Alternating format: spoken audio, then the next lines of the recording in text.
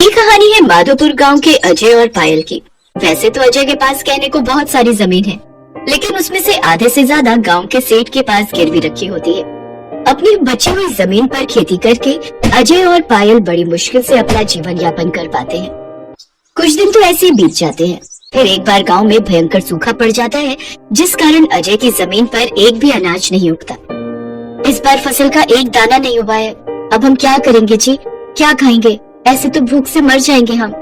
मैं एक काम करता हूँ, सेठ से कुछ कर्ज उधार ले आता हूँ। पहले ही हमारे सर पर उनका इतना कर्जा है, अब मुझे और कर्जा नहीं चाहिए। मुझे तो लगता है हमारी सारी जिंदगी ब्याज भरने में ही निकल जाएगी।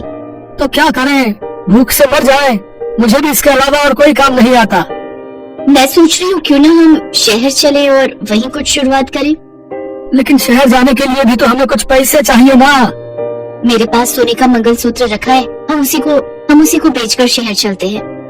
मंगलसूत्र को बेचकर मिले पैसों से वो दोनों शहर चले जाते हैं। शहर तो आ गए, लेकिन हम जाएंगे कहाँ? यहाँ तो हमारा कोई ठिकाना ही नहीं है। यही पास में मेरे मौसा मौसी रहते हैं, हम उन्हीं के घर चलते हैं। ऐसा कहकर पायल अजय के साथ अपनी मौसी के घर चली जाती है।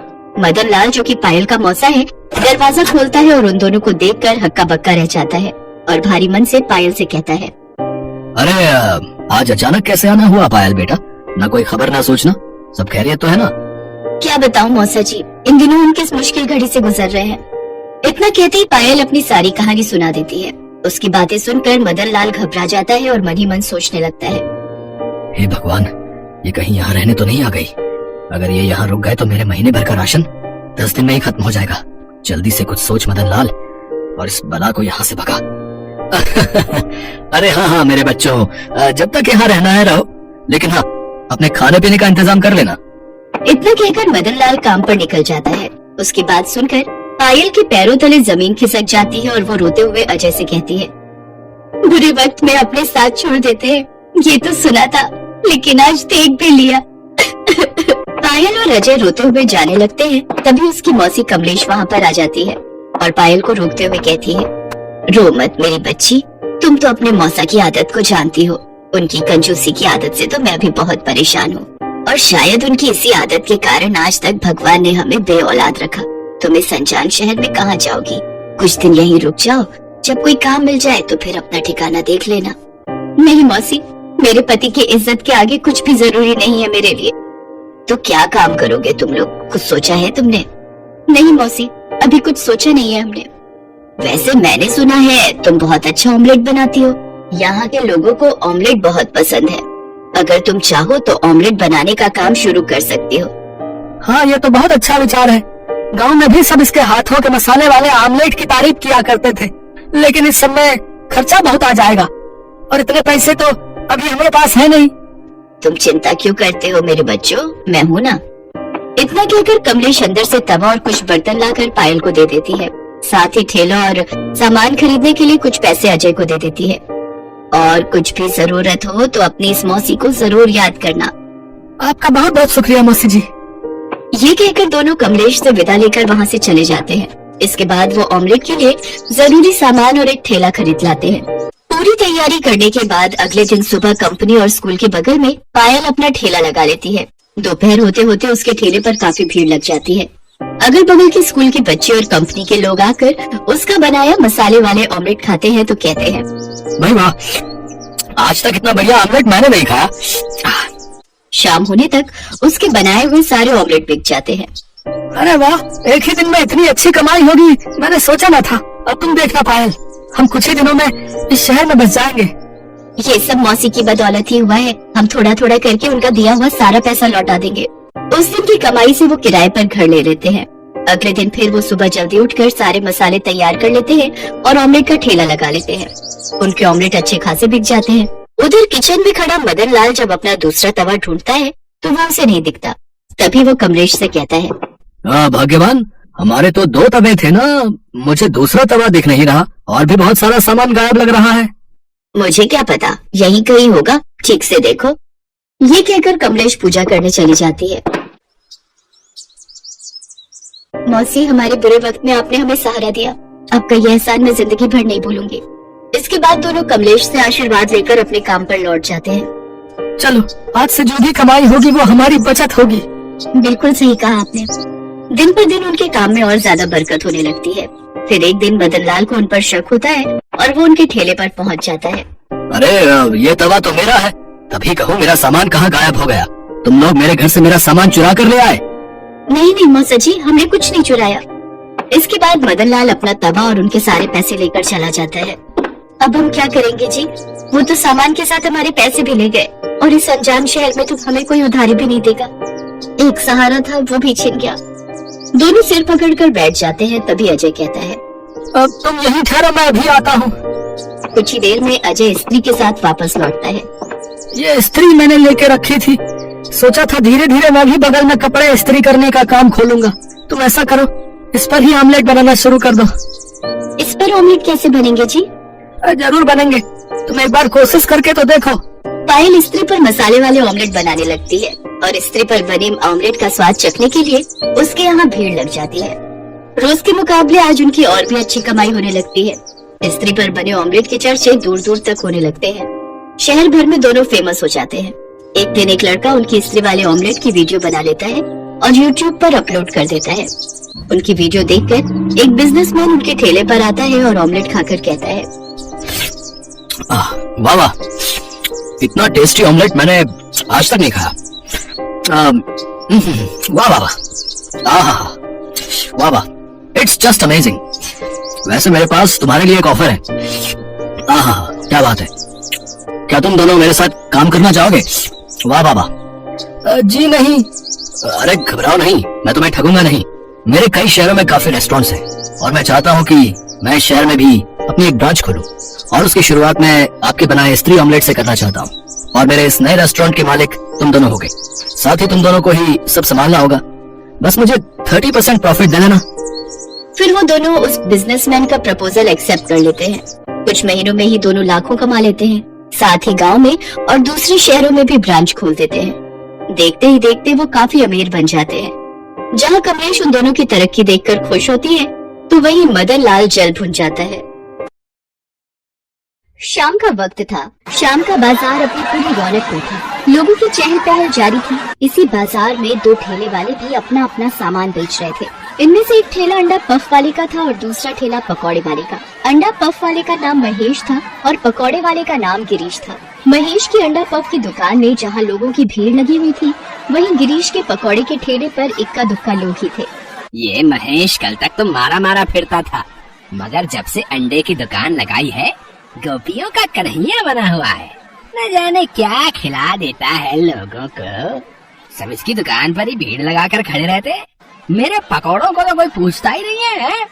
महेश और गिरीश दोनों एक ही मोहल्ले में रहते थे। महेश अभी कुछ समय पहले ही गांव से काम की तलाश में शहर आया था। उसने शहर के बाजार में अंडा पफ का एक छोटा सा ठेला लगाया था। महेश बहुत ही सीधा साधा और ईमानदार आदमी था। वो हमेशा अच्छी क्वालिटी के मसाले और ताजे अंडे ही इस्तेमाल करता था अंडा पफ बनाने के लिए।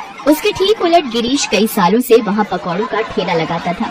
वो एक नंबर का लालची इंसान था। हमेशा कम दाम वाले घटिया से घटिया बेसन और आलू और बासी ब्रेड का इस्तेमाल करता था। इसीलिए लोग उसके ठेले पर जाना पसंद नहीं करते थे। जबकि महेश के अंडा पफ के थोड़ा महंगा होने के बावजूद उसके ठेले पर लोगों की भीड़ लगी रहती थी। इस तरह तो मैं बर्बाद हो जाऊंगा, मुझे कुछ करना पड़ेगा। उस दिन जब बाजार उठा तब गिरीश महेश के पास आया। उसका चेहरा उतरा हुआ था। आओ आओ गिरीश भैया, क्या हाल चाल है? क्या बताऊं भैया, धंधा एकदम चौपट हो गया मेरे भाई।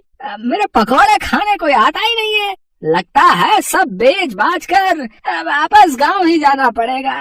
कैसी बातें करते हो भैया, सब बेच दोगे तो करोगे क्या? अरे अपना परिवार कैसे चलाओगे भाई? यही सोचकर तो अभी तक रुका हूँ भैया। अगर तुम कुछ मदद कर सको तो बड़ी कृपा होगी। हाँ हाँ बताओ, क्या पैसे चाहिए क्या? नहीं भैया, पैसे तो नहीं चाहिए, बस एक छोटी सी मदद चाहिए। हाँ हाँ बताओ बताओ। मैं सोच रहा था कि अपने पकौड़ों का ठेला भी मैं तुम्हारे ठेले के साथ लगा लूं। तुम्हारा अंडा पफ खाने के लिए लोगों की भीड़ लगी रहती है। हो सकता है कुछ ग्राहक मुझे भी मिल जाए। हाँ हाँ क्यों नहीं, तुम कल से ही अपना ठेला मेरे साथ लगा ले, ठीक है? बस फिर क्या था। अगले दिन ही गिरीश अपना ठेला महेश के ठेले के साथ लगा लेता है। महेश के ठेले पर लगने वाली भीड़ के कारण थोड़े बहुत ग्राहक गिरीश को भी मिल जाते थे, मगर ज्यादातर लोग महेश का अंडा पफ ही खाना पसंद करते थे। इस तरह कई दिन बीत गए। महेश के पास अच्छी खासी रकम इकट्ठी हो गई थी। एक दिन गिरीश ने महेश को सुझाव दिया, भैया आखिर कब तक हम लोग इसी तरह ठेले पर धंधा करेंगे? पैसे काफी इकट्ठे हो गए हैं अपने पास, तो क्यों ना हम अपनी एक छोटी सी दुकान डाल लें जिसमें अंडा पफ भी मिलेगा और गर्मा गर्म पकौड़े भी। महेश को गिरीश का ये सुझाव पसंद आया और वो बोला, बात तो तुम ठीक कहते हो भैया, पैसे तो इकट्ठे हो ही गए हैं, लेकिन दुकान कैसे खड़ी की जाए इसकी मुझे कोई जानकारी नहीं है भैया। अरे इसकी चिंता तुम मत करो, इतने सालों से शहर में मैंने घास नहीं खोदी है भैया, मैं सब बंदोबस्त कर लूंगा, तुम बस पैसे लगा दो। भोला भला महेश गिरीश की बातों में आ गया। उसने अपने सारे पैसे गिरीश को दिए और कहा, अब सब तुम्हारे हाथ में है भैया, मैं अपनी सारी जमा पूंजी तुम्हारे हवाले करता हूँ। मैं कुछ दिनों के लिए गांव जा रहा हूँ, सोचा था कि जब धंधा चल जाएगा तो गांव से अपने बीवी बच्चों को भी लेता आऊंगा, अब वो समय आ गया है। तुम बेफिक्र होकर गांव जाओ भैया, जब तक तुम लौटोगे दुकान तैयार होगी। दुकान में 2 काउंटर होंगे दोनों मालिकों के लिए, एक तुम्हारा और एक मेरा। देखना एक दिन हमारी दुकान शहर की सबसे बड़ी दुकान बनेगी भैया। इस तरह महेश अपने सारे पैसे गिरीश को सौंप कर गाँव चला गया। गाँव में अब तुम लोगों को यहाँ रहने की कोई जरूरत नहीं है, तुम सब अब मेरे साथ शहर चलोगे। हाँ, वहाँ अब अपनी दुकान है, तुम घर में आराम करना और हमारे दोनों बच्चे मुन्ना और मुन्नी स्कूल जाएंगे। मैं शहर पहुँचते ही इनका दाखिला स्कूल में करवा दूंगा। हाँ। इस तरह कुछ दिन गांव में रहने के बाद महेश अपनी बीवी बच्चों के साथ शहर पहुंचने के बाद वो उन्हें अपनी खोली में ले गया और कहा, अभी तुम लोग आराम करो, मैं जरा दुकान होकर आता हूँ, ठीक है? महेश दुकान पहुंचता है। दुकान ठीक वैसी ही थी जैसा गिरीश ने बताया था, मगर वहाँ 2 मालिकों के लिए 2 काउंटर नहीं थे, सिर्फ एक ही काउंटर था जिस पर गिरीश बैठा था। अरे वाह भैया, जैसा सोचा था तुमने दुकान उससे भी अच्छी बनाई है, मगर मेरा काउंटर कहाँ है? तुमने तो कहा था कि 2 मालिकों के 2 काउंटर होंगे। काहे के 2 काउंटर हैं? जब मालिक एक ही है तो ये दुकान मेरी है और इसका मालिक मैं हूँ। तुम क्या सोचते हो कि अचानक से तुम मुंह उठाकर चले आओगे और मैं आधी दुकान तुम्हें सौंप दूंगा? चलो निकलो यहाँ से, धंधे का टाइम हो रहा है। ऐसा न करो भैया, मेरी सारी जमा पूंजी मैंने तुम्हें दे दी थी, मैं तो बर्बाद हो जाऊंगा भैया। मैं तो गांव से अपने बीवी बच्चों को भी लेता आया हूँ, उन्हें मैं क्या जवाब दूंगा? तो मैं क्या करूँ? तुम कोई मुझसे पूछकर उन्हें यहाँ थोड़ी लाए हो, अब चुपचाप यहाँ से चले जाओ। देखो गिरीश, अगर तुम ऐसा करोगे तो मजबूरन मुझे पुलिस को बुलाना पड़ेगा। हाँ, बुला लो, डरता कौन है? मगर पुलिस को बुलाने से पहले ये कागज देख लो, इस जमीन और इस दुकान का कानूनी तौर से मालिक मैं हूँ, सारे कागजों पर मेरा नाम है, कानूनन तुम कुछ भी नहीं कर सकते, समझे? चलो निकलो यहाँ से। महेश निराश होकर वहाँ से चल दिया। कहाँ जाए क्या करे ये सोचता हुआ वो शहर की सीमा पर के जंगलों की तरफ चल दिया। अब मैं अपने बीवी बच्चों को क्या मुंह दिखाऊंगा? मैं उनसे नजरें मिलाने के लायक नहीं रहा, मैं अपनी जिंदगी ही खत्म कर लूंगा। ये सोचता हुआ वो जंगल में बढ़ता चला गया। रात हो आई थी, सारा जंगल चांदनी की रोशनी में नहाया हुआ था। महेश ये सोचते हुए चला जा रहा था कि कोई न कोई जंगली जानवर उसे अपना आहार बना लेगा और उसे इस जिंदगी से छुटकारा मिल जाएगा। तभी उसके कानों में कुछ आवाजें आई। आवाज थोड़ी दूर पर बरगद के पेड़ के पास से आ रही थी। महेश दबे पांव वहाँ पहुँचा और उस आवाज को सुनने की कोशिश करने लगा। अभी शहर में खतरा है, इसलिए लूट का सारा माल यहीं छुपा देना ठीक रहेगा। मगर किसी को पता चल गया तो? अरे नहीं चलेगा, मैंने पेड़ की जड़ के पास गहराई से खोद कर डाल दिया है। जब शहर की पुलिस ठंडी पड़ जाएगी तब हम यहाँ आकर माल को निकाल लेंगे। हाँ। हे भगवान, ये तो लुटेरे हैं, न जाने किसका माल लूट कर यहाँ गाड़ दिया है।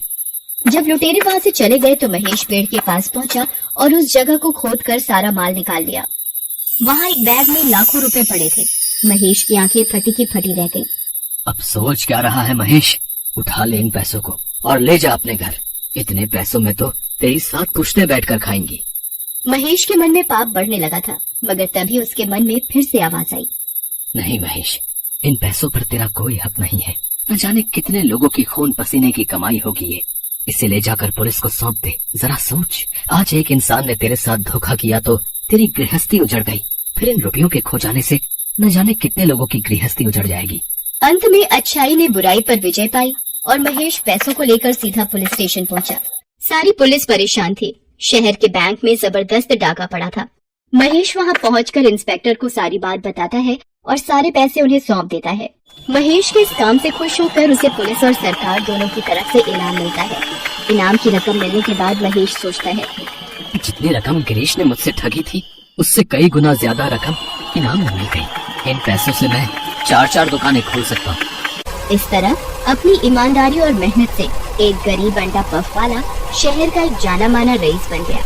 उधर अपनी बेईमानी और धोखाधड़ी के कारण गिरीश की दुकान पिट गई और वो वापस सड़क पर आ गया।